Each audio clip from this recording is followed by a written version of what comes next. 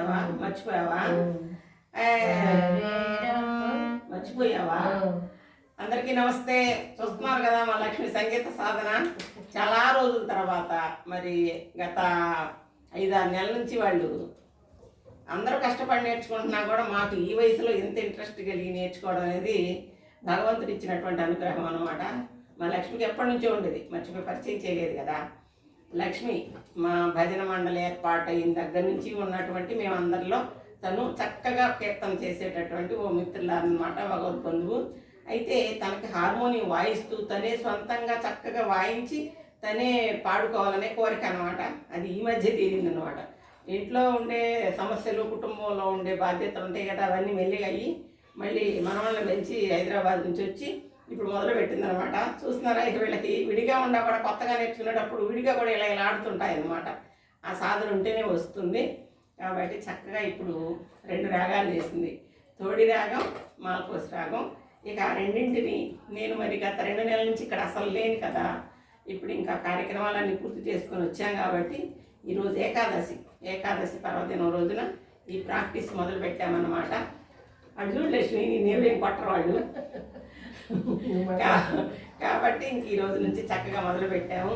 దాదాపుగా మరి దివ్య సాకేతంలోని శ్రీ వైష్ణవ దివ్యక్షేత్రాల సన్నిధిలో తను కూడా చక్కగా 2 గంటల కీర్తన చేసే విధంగా, ఎందుకంటే ఆల్రెడీ పాడటం దాదాపు 10-15 రాగాల వరకు చక్కగా మా శోభ వాయిస్తుంటే అంతా పాడతాం కదా.